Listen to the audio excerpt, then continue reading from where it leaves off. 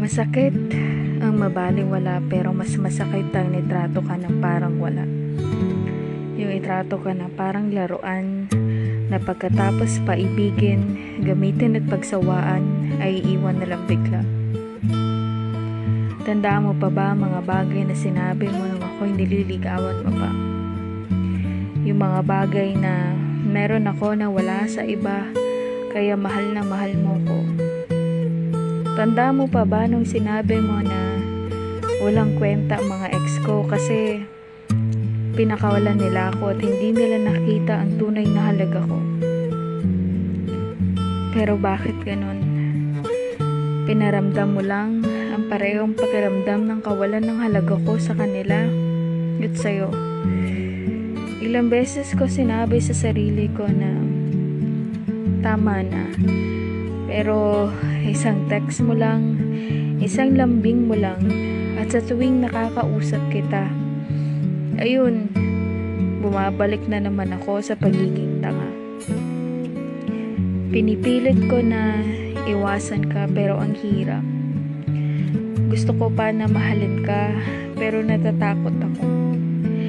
Natatakot ako na baka pag tinanong ulit kita, pag nagtanong ulit ako, sasagutin mo ko ng hindi at ayaw mo na.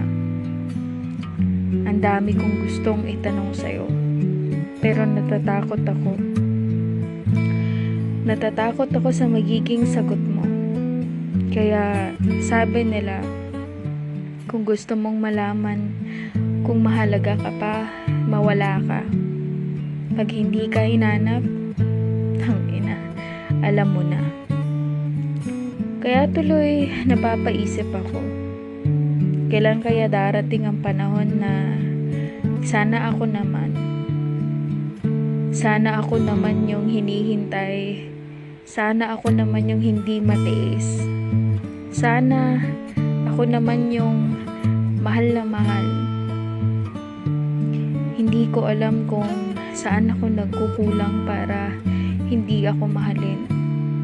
Hindi ko alam kung ano pa ba ang dapat gawin. Manatili ka lang sa akin.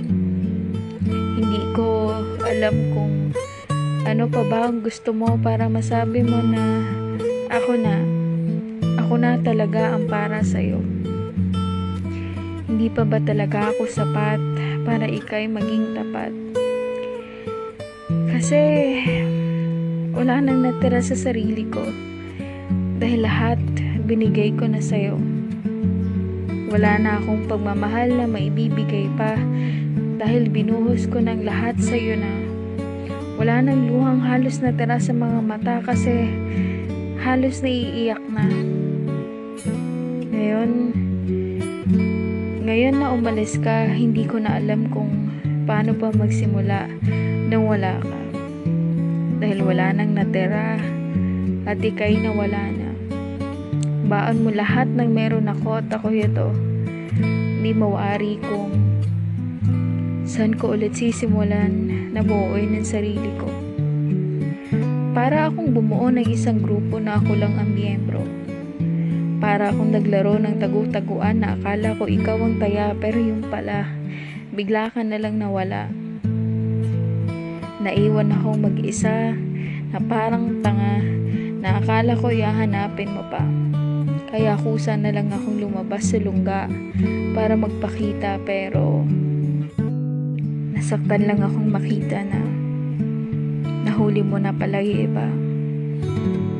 Dahan-dahan na lang akong nagtago ulit para di makita ang sakit at ang pait. Dahil akin ang napagtanto na ang pinakamahirap na parte ng pagtago at paglayo sa taong di ka kayang mahalin ay ang katotohanan di ka na niya hahanapin at hahabulin. Tuwing umiiyak at nasasaktan din ako. Tuwing nasasaktan ka, mas nasasaktan ako. Pero kung sa tingin ko na ako na lang pala ang hadlang para lumigaya ka sa iba, Sige na, pakakawalan na kita kahit masakit. Pumunta ka na sa kanya kasi Mas gugustuhin kong makitang masaya ka at masaktan ako, kahit pa hindi ako ang kasiyahan mo kundi siya. Dahil ipapaubaya ko na ang taong mahal ko sa bagong mahal niya.